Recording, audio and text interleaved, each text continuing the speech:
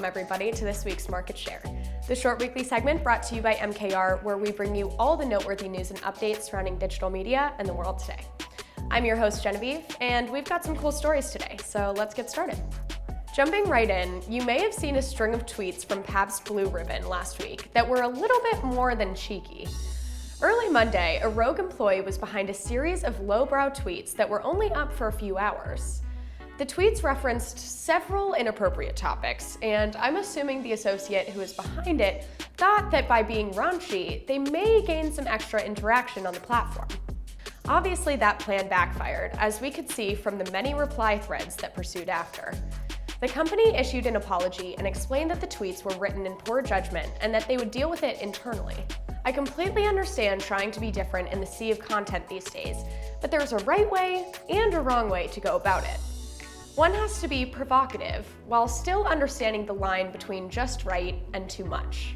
So as we go into the year, I suggest that you stay away from most X-rated tweets, even if you're trying to get more attention. Next up, let's talk about TikTok's most recent out-of-home deal. TikTok is now bringing its short-form video capabilities to out-of-home TV screens through a partnership with streaming company Atmosphere. Atmosphere's streaming platform supplies curated content to waiting rooms, gyms, and restaurants, and yes, attendance of all of these have declined since the pandemic. But the network has significantly expanded and even got a round of $100 million in funding earlier this week.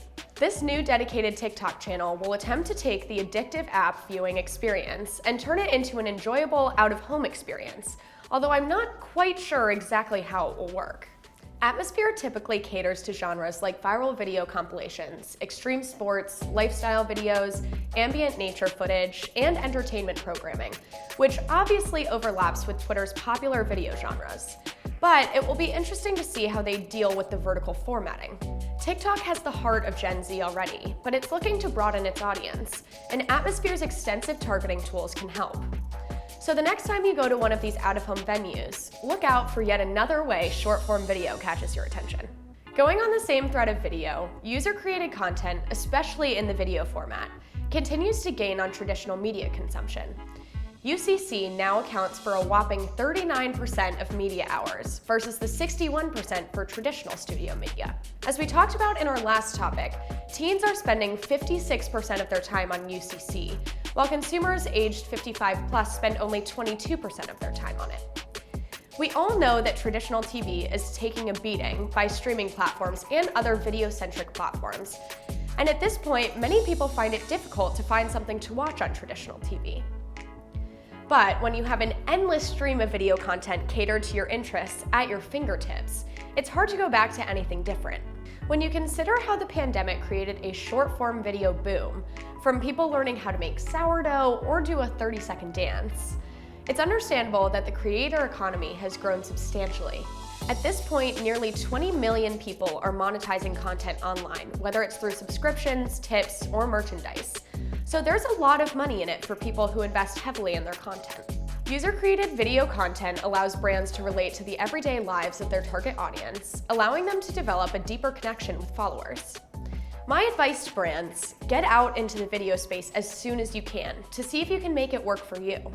Last up, let's talk about the most popular domains last year and what it means for content this year. Sites related to space, such as NASA and SpaceX, e-commerce like Amazon, and social media like TikTok were some of the highest performers last year, along with chat domains like WhatsApp and metaverse domains like Roblox. But the most interesting content competition story of the last year is the seemingly infinite climbing that TikTok has done in terms of traffic.